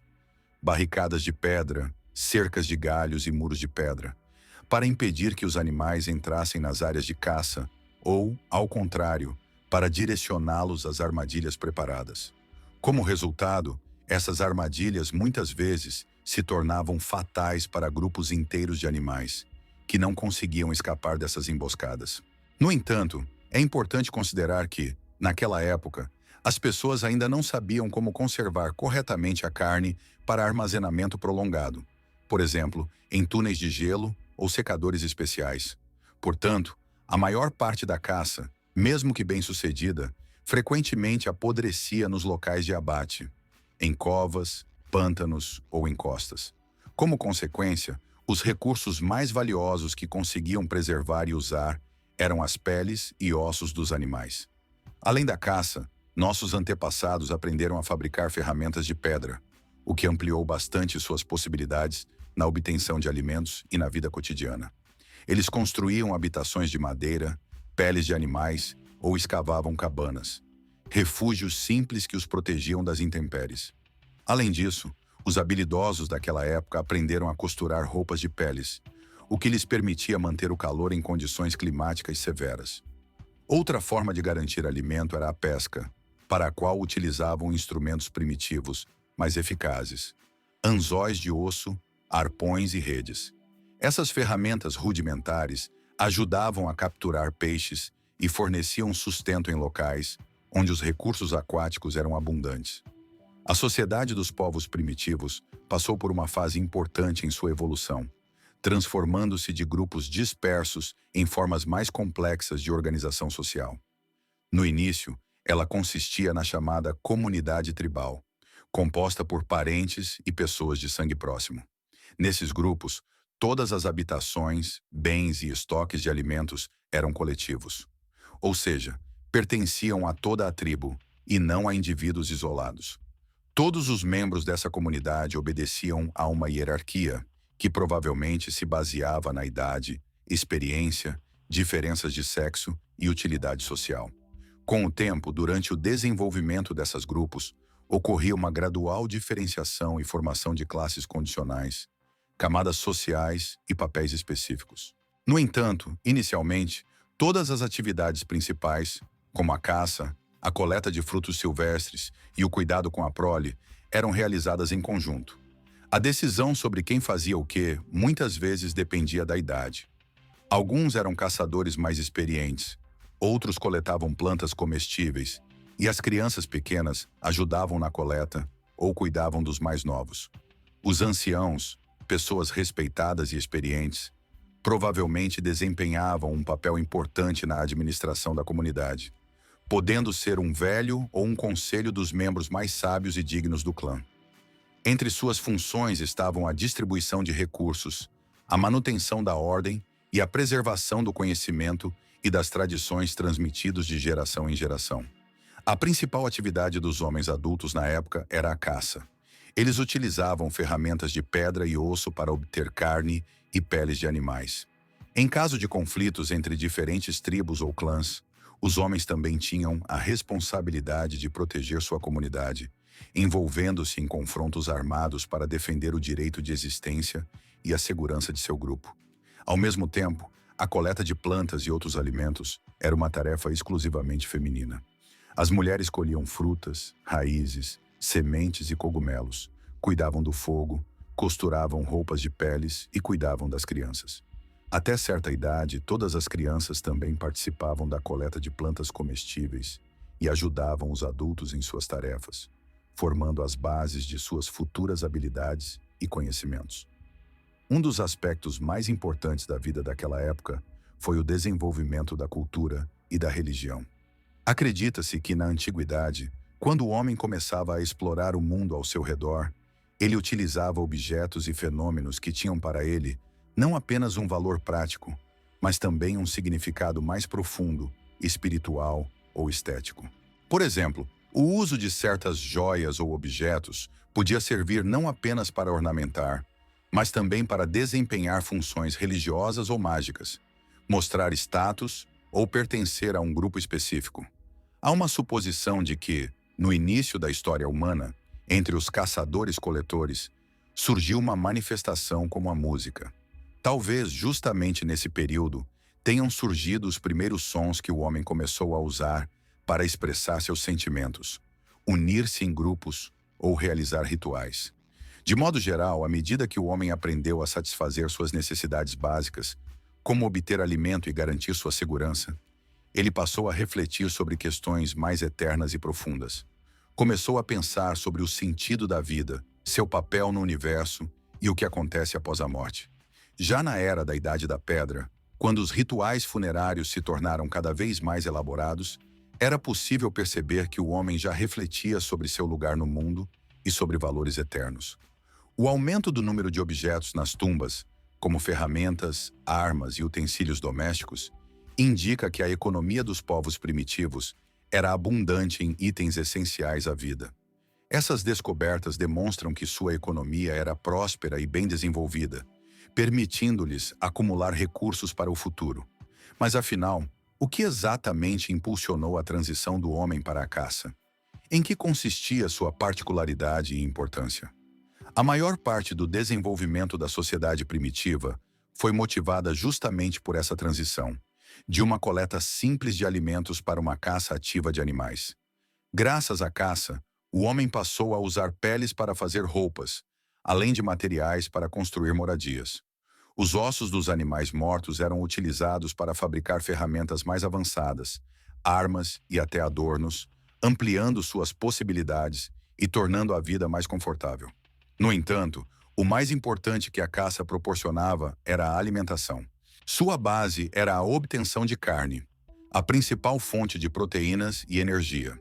Depois que os seres humanos aprenderam a usar o fogo para cozinhar os alimentos, puderam extrair muito mais calorias da carne com menos esforço. O processamento térmico dos alimentos proteicos contribuía para a redução do tamanho de suas mandíbulas e músculos mastigatórios, o que, por sua vez, favorecia o desenvolvimento do cérebro. O aumento do volume cerebral tornou-se um dos fatores-chave que permitiram ao homem tornar-se a espécie dominante no planeta. Além disso, a busca por melhorar os métodos de caça estimulou o avanço das tecnologias e das ferramentas. As pessoas criaram instrumentos cada vez mais sofisticados, desenvolveram estratégias e aprenderam a interagir de forma mais eficiente.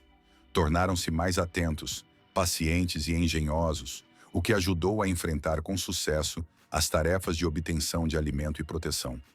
Durante a caça, aprenderam a assumir responsabilidade pelo destino de sua tribo e de seu povo, avaliando com mais cuidado os riscos e agindo com inteligência em condições mutantes. Desde então, a caça tornou-se uma parte fundamental da cultura e da religião de muitos povos ao redor do mundo. Ao redor dessa atividade surgiram os primeiros rituais, cerimônias, tradições e normas de conduta, as quais as pessoas seguiam rigorosamente. Nos mitos e lendas transmitidos de geração em geração, frequentemente se fala sobre grandes caçadores e suas façanhas, o que demonstra a alta importância dessa atividade para nossos ancestrais distantes. A caça deixou de ser apenas um meio de obter alimento ou de sobreviver. Ela passou a simbolizar coragem, força e bravura, bem como outras virtudes valorizadas na sociedade. Pode-se dizer com segurança que, sem a caça, como parte essencial da vida e da cultura dos povos antigos, não teria surgido a civilização que conhecemos hoje. A influência dos caçadores primitivos no desenvolvimento da civilização humana ainda é sentida nos dias atuais. É claro que, com o passar do tempo, em algum momento mais cedo ou mais tarde, a caça e a coleta de alimentos foram substituídas pela agricultura e a criação de animais. Essa etapa importante no desenvolvimento da humanidade marcou uma nova fase que permitiu às pessoas passar do estilo de vida nômade para o sedentário. Com o avanço da agricultura e da criação de gado, a ameaça constante de fome desapareceu. Sem dúvida, é importante destacar que, mesmo hoje, a caça continua sendo uma parte importante de nossa cultura e herança histórica. Nas profundezas dos tempos, ainda na Era da Pedra, as pessoas desenvolveram habilidades e conhecimentos específicos que as ajudaram a sobreviver e a enfrentar os perigos do mundo ao seu redor. Essas habilidades foram transmitidas através de milênios e ainda desempenham seu papel, permitindo que permaneçamos vivos em um ambiente em rápida mudança. A vida de nossos antepassados na Era Pré-Histórica foi repleta de inúmeros desafios, dificuldades e perigos que precisavam ser superados diariamente. Naqueles tempos remotos, poucos indivíduos de diferentes espécies atingiam idades avançadas, que para eles eram consideradas muito significativas. Especialmente frequentemente, arqueólogos e estudiosos encontram esqueletos com sinais de morte violenta, bem como vestígios de traumas ou doenças sofridas. Tudo isso oferece uma oportunidade de compreender melhor como era o modo de vida deles e de que maneira as pessoas lutavam pela sobrevivência. Nesta história, tentaremos apresentar as mortes mais incomuns e misteriosas registradas na história de nossos antigos antepassados. Você também conhecerá alguns casos curiosos e às vezes surpreendentes relacionados à morte de pessoas em diferentes épocas. Vale destacar que todas essas histórias refletem apenas momentos isolados da vida e da morte de nossos antepassados, ajudando a compreender melhor seus costumes e particularidades de existência. Apesar dos avanços da ciência moderna e do progresso no estudo de restos antigos, os pesquisadores nem sempre conseguem determinar com precisão a causa da morte de um homem ou animal. Ao contrário dos criminalistas e patologistas, para quem estabelecer a causa da morte costuma ser uma tarefa relativamente simples, paleontólogos e paleopatólogos enfrentam problemas muito mais complexos e intricados. Para eles, a prioridade é descobrir exatamente qual foi a causa da morte do indivíduo, que faleceu há no máximo alguns meses atrás. Enquanto a paleopatologia estuda casos de mortes ocorridas há centenas de milhares de anos e tenta compreender as circunstâncias em que esses eventos trágicos aconteceram. Sim, exatamente isso. Na antropologia moderna, existe uma área específica chamada paleopatologia, dedicada ao estudo das causas de morte dos antigos. E isso não significa que os cientistas conduzam investigações especiais ou desvendem crimes misteriosos. Tudo se resume ao fato de que essa disciplina científica aborda de modo geral questões relacionadas à mortalidade de nossos antepassados. Ela ajuda a entender por quanto tempo nossos ancestrais distantes viveram, quais perigos e ameaças do mundo exterior enfrentaram e como isso poderia ter levado à sua morte. Normalmente, a idade dos antigos no momento da morte é determinada pelo estado dos dentes. Afinal, os dentes se preservam melhor nos restos ósseos. Além disso, os cientistas estudam o estado dos ossos, sinais de trauma e restos mumificados, se presentes. Mas o mais difícil de trabalhar é com períodos muito antigos, pois quanto mais distante no tempo essas pessoas estiverem, menos dados os pesquisadores terão. Um fator importante é que os processos de envelhecimento dos antigos podem ter sido bastante diferentes dos padrões atuais, dificultando a determinação precisa da idade a partir dos ossos. Em uma de nossas edições anteriores, já falamos sobre como a expectativa de vida das pessoas mudou ao longo da história da humanidade. Em geral, a maioria dos povos antigos morria por volta dos 25 anos de idade. Mesmo para os atuais primatas, essa idade não é considerada muito avançada. Portanto, nossos ancestrais distantes, geralmente, morriam não por velhice, mas por outros motivos. Contudo, entre os vestígios, há também alguns que indicam idades bastante avançadas. Por exemplo, o chamado Velho de Dmanisi, que viveu cerca de 1.800.000 anos atrás. No momento de sua morte, seus dentes estavam quase completamente ausentes, o que indica uma idade muito avançada. Isso também demonstra que, naqueles tempos, as pessoas cuidavam umas das outras e demonstravam atenção aos seus semelhantes, ajudando-os a lidar com dificuldades relacionadas à idade e a manter a saúde. No mundo dos primatas, é impossível encontrar um animal que, por causa da idade, tenha perdido todos os dentes. Essa condição, a ausência total de dentes em um ser vivo, significa que ele não consegue mastigar adequadamente a comida, condenando-o à morte por fome. Entre os antigos, ao contrário dos atuais primatas, esses casos são extremamente raros, pois eles têm chances de sobreviver graças a diferentes adaptações e ao cuidado de sua comunidade. Mas ao falar de animais que vivem em seu habitat natural, quase não existem indivíduos completamente sem dentes. Isto está relacionado ao fato de que, na natureza, qualquer organismo que perca os dentes enfrenta rapidamente a ameaça da fome e, consequentemente, a ameaça à sua sobrevivência. É sabido que o famoso Neandertal de La Chapelle-aux-Saints, frequentemente considerado um dos representantes mais marcantes dos seres humanos primitivos, também tinha problemas dentários. Ele já era um homem bastante idoso e tinha dentes completamente ausentes. Essa pessoa sofria não apenas pela falta de dentes, mas também por doenças como artrite e artrose, que agravavam significativamente seu estado de saúde. Diante do modo de vida de nossos antepassados, adoecer com essas enfermidades era bastante natural e até previsível. Condições climáticas constantemente frias, cavernas úmidas, onde era preciso se refugiar da intempérie, e a alimentação escassa. Tudo isso tornava esses indivíduos especialmente vulneráveis a diversas doenças. Um resfriado nessas condições podia se transformar em uma prova difícil, e falar de outras infecções nem se cogitava. O risco era muito alto. Quando os cientistas estudam os restos de antigos humanos que permaneceram na Terra por centenas de milhares de anos, identificar sinais de várias doenças é uma tarefa complexa e muitas vezes muito delicada.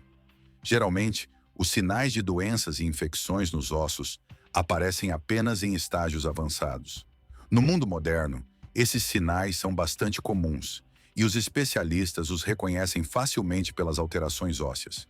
Contudo, a situação de nossos antepassados era diferente. Muitas vezes, a doença evoluía muito rapidamente e a pessoa morria de fome ou era vítima de predadores antes que a enfermidade pudesse destruir completamente seu organismo. Como resultado, a maioria das doenças infecciosas que hoje podem ser diagnosticadas pelos ossos deixava poucos vestígios nos antigos humanos, pois sua morte ocorria muito antes, no momento em que a doença ainda não tinha tempo de deixar marcas visíveis. Acredita-se que a disseminação em massa de doenças infecciosas entre as pessoas começou aproximadamente no início do Neolítico, cerca de 6.000 anos atrás. Foi justamente nesse período que nossos antepassados começaram a adotar um modo de vida mais sedentário. Eles passaram a viver em assentamentos permanentes, ao redor dos quais começaram a acumular resíduos de suas atividades, além de começar a armazenar os alimentos de sua subsistência. Nesse mesmo período histórico, surgiram os primeiros animais domesticados, que os humanos aprisionaram e usaram para trabalho, proteção e alimentação.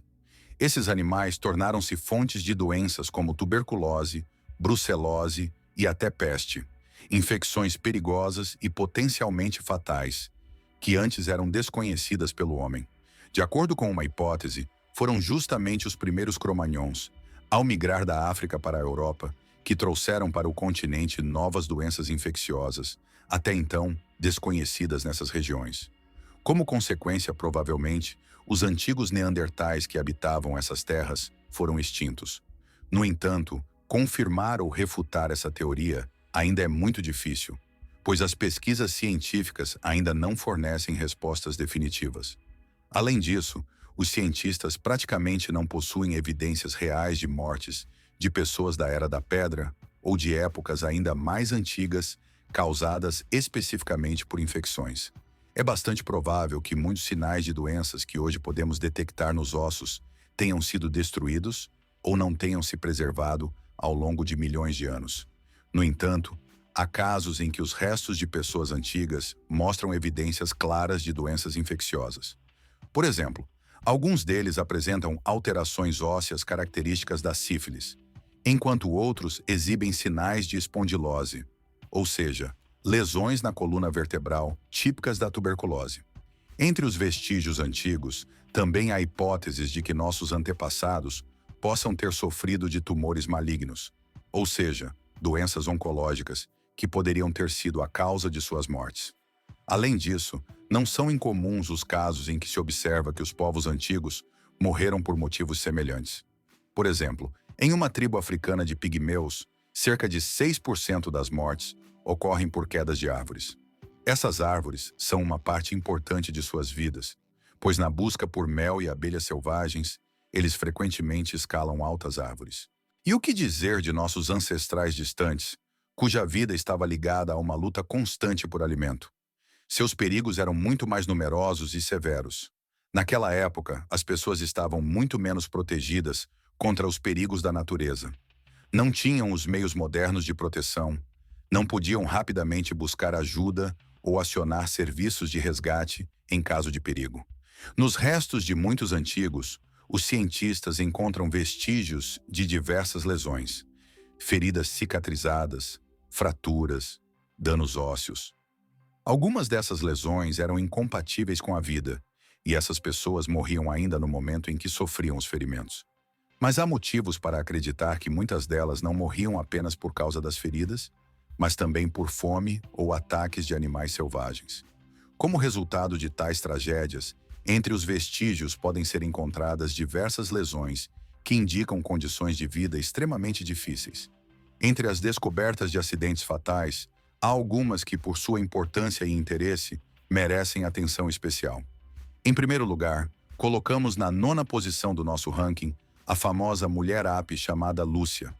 Muitos cientistas concordam que ela pode ter se afogado em um rio. Esse caso foi até retratado em um documentário chamado Odisseia do Homem Primitivo, lançado em 2003. A prova de que o rio foi o local de sua morte é o fato de seus restos terem sido encontrados em sedimentos fluviais.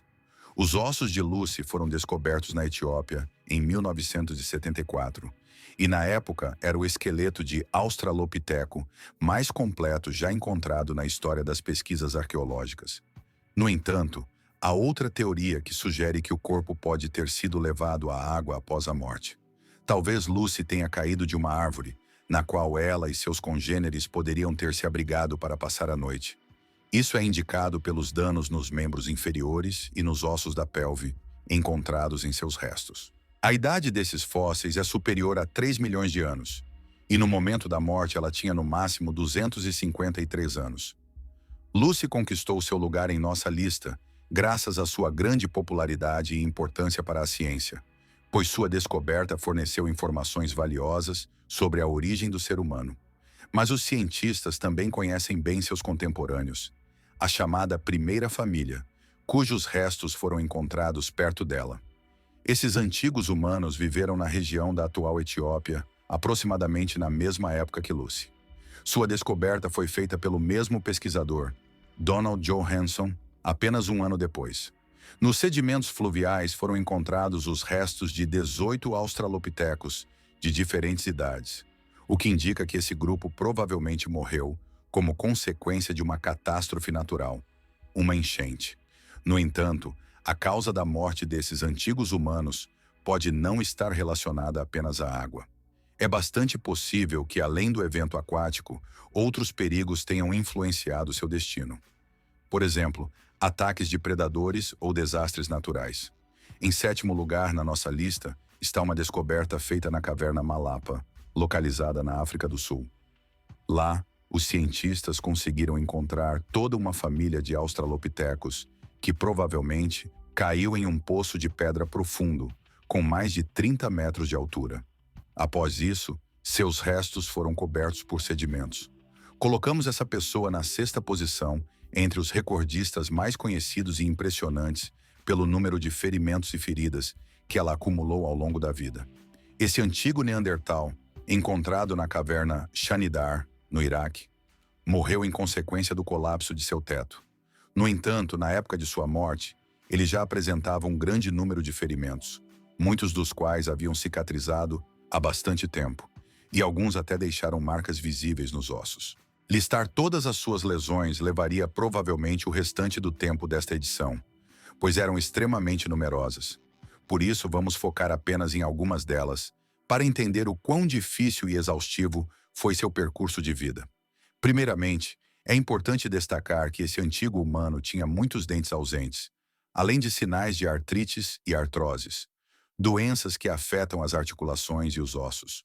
Mas o mais impressionante é que em seus ossos foram encontradas marcas de fraturas que se consolidaram, indicando que ele sobreviveu a várias lesões graves, que cicatrizaram com o tempo, formando conexões ósseas. Talvez ele tenha sofrido essas feridas em decorrência de colisões ou quedas graves, que eram extremamente perigosas para uma pessoa da época. Outro ponto importante é que, provavelmente, o olho esquerdo desse Neandertal era cego. Isso é confirmado por uma fratura deprimida na órbita ocular, que possivelmente ocorreu devido a um golpe ou outro trauma. Também vale mencionar que a mão direita dele estava gravemente ferida. O osso do braço, aparentemente, foi quebrado 2 vezes e a própria mão abaixo do cotovelo estava completamente ausente. A causa disso pode ter sido uma ferida grave ou uma má formação congênita do membro. Todos esses ferimentos indicam que a vida dessa pessoa era repleta de perigos e provas difíceis, e que seu corpo conta histórias de muitas batalhas e confrontos que enfrentou. Passando ao próximo caso, que ocupa o 5º lugar na nossa lista das mortes mais incomuns e trágicas dos povos antigos. Trata-se da história do chamado bebê de Taung. Seu crânio foi descoberto em 1924, perto de uma das cidades sul-africanas. E essa descoberta foi a primeira na história que nos permitiu conhecer a existência do Australopithecus, um dos nossos ancestrais mais antigos. Inicialmente acreditava-se que, na época de sua morte, esse bebê tinha cerca de 6 anos de idade, mas estudos posteriores mostraram que ele morreu com aproximadamente 3 a 4 anos. A hipótese principal sobre sua morte é um ataque de uma ave de rapina, possivelmente uma águia ou outro grande predador, que atacou-o enquanto ele estava em uma zona perigosa. No entanto, também foram encontradas marcas em seus ossos que lembram marcas de dentes de leopardo, o que levanta questões adicionais. Afinal, às vezes é difícil determinar, a partir dos ossos, quem e como causou as feridas. Se nosso ancestral foi vítima de um predador, ou se o animal simplesmente comia os restos de um cadáver já morto. Por exemplo, em outro representante dos povos antigos, o Homo habilis, foram encontradas marcas de dentes de leopardo e de crocodilo, o que gera um enigma. Esses predadores tentaram dividir entre si um ser humano vivo, ou um deles apenas comia os restos de um cadáver já morto. Toda essa situação mostra o quão perigosa era a vida de nossos ancestrais e como era difícil entender quem e por que eles morriam. Outro caso curioso é a morte relacionada a um crocodilo antigo, que deu nome a uma das espécies dessas répteis. Essa ocorrência ocupa o 4º lugar na nossa lista e conta como um dos habitantes do famoso Vale do Olduvai provavelmente terminou seus dias na boca de um crocodilo de 6 metros. Essas proporções tornam esse monstro especialmente perigoso. Por isso, quando os cientistas descreveram esse réptil antigo, deram a ele o nome de crocodilo canibale. Acredita-se que foi justamente nos dentes desse crocodilo que terminou a vida do ser humano que acabou na sua boca. Pesquisas modernas realizadas recentemente mostraram que nossos ancestrais muitas vezes enfrentavam predadores perigosos quase todos os dias. Eram obrigados a proteger a si mesmos e ao seu grupo. Com o surgimento das primeiras comunidades humanas e o aparecimento de diversos cultos religiosos, começaram a surgir também rituais cruéis relacionados a sacrifícios. Esses rituais sangrentos, praticados em culturas antigas como os astecas, maias e outras, entraram para a história como algumas das páginas mais sombrias da humanidade. Eles refletem não apenas a crueldade e o desespero da época, mas também profundas crenças espirituais que levavam as pessoas a cometerem atos terríveis em nome do bem de sua comunidade ou na tentativa de apaziguar os deuses. Naqueles tempos distantes, os sacrifícios sangrentos tinham grande importância e eram considerados ações sagradas, parte de rituais religiosos preservados na memória das nações. Agora vamos passar para um dos assassinatos mais antigos e enigmáticos conhecidos pela ciência. No interior da terra espanhola, em uma caverna profunda chamada Cima de los Huesos, foram encontrados os restos de 29 pessoas pré-históricas. Esses restos pertencem ao Homo heidelbergensis, um dos nossos primeiros ancestrais, que viveu aproximadamente 345 mil anos atrás.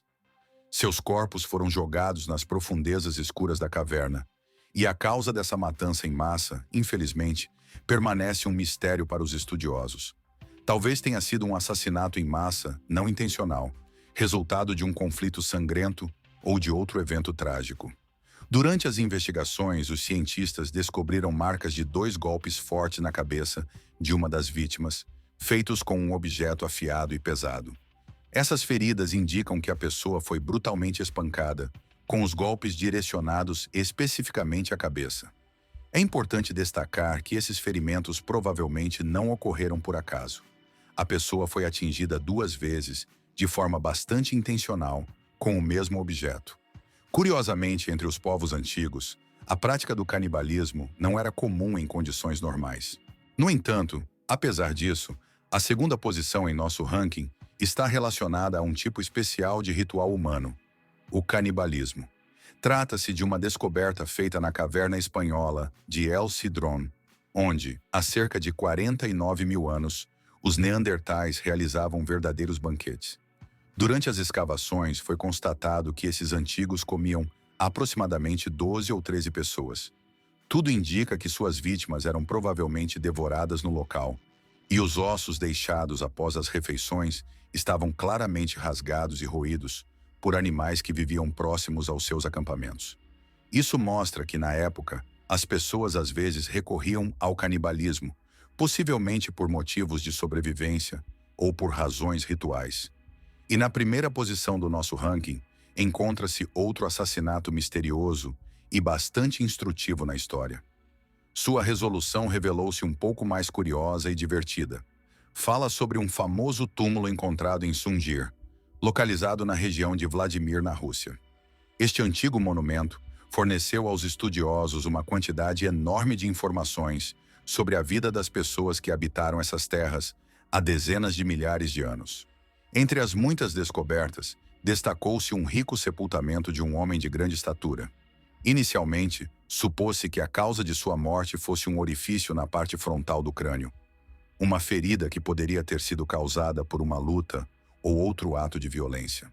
No entanto, após a descoberta de ossos faltantes nos estoques, ficou claro que esse homem tinha outra ferida, um sinal de um golpe de lança ou dardo na região da primeira vértebra torácica. Como resultado, percebeu-se que a morte foi causada por uma ferida provocada por uma arma. E o buraco na testa, provavelmente, é o vestígio de um golpe de pá, deixado durante as escavações e a retirada dos ossos do solo. Assim, uma sepultura aparentemente comum transformou-se em uma verdadeira investigação, na qual cada pedaço de osso e cada ferida revelavam sua própria história. Além desses casos misteriosos e trágicos, nossa seleção inclui também histórias mais divertidas, às vezes até curiosas, sobre pessoas que morreram por motivos tolos e absurdos. Por exemplo, acredita-se que este texto relata detalhadamente a diversidade de animais que vivem atualmente e aqueles que há muito desapareceram da face da Terra. Descreve a história de suas descobertas, como os cientistas conseguiram, pela primeira vez, encontrar e estudar essas criaturas. A narrativa explica como nossa compreensão sobre os animais mudou ao longo do tempo, quais descobertas foram feitas ao longo de muitos anos e o que esses conhecimentos proporcionaram ao ser humano. Também aborda questões sobre como os cientistas estudam as espécies extintas e de que forma as novas tecnologias ajudam a entender o passado do nosso planeta. Além disso, o texto apresenta previsões de especialistas sobre o futuro da Terra e de seus habitantes. Os especialistas compartilham suas ideias sobre como a vida no planeta mudará nas próximas décadas e séculos. Discute-se quais espécies de animais podem desaparecer e quais, talvez, possam ser trazidas de volta ou restauradas graças aos avanços científicos. Em geral, trata-se de como o passado e o presente estão ligados ao futuro, e qual papel o estudo dos animais e de sua história desempenha nisso tudo. Todas essas informações ajudam a entender a importância de preservar a biodiversidade e proteger os animais, pois seu destino depende em grande medida de nossas decisões e ações. No final, toca uma música que cria uma atmosfera de reflexão e lembra a importância de cuidar da natureza.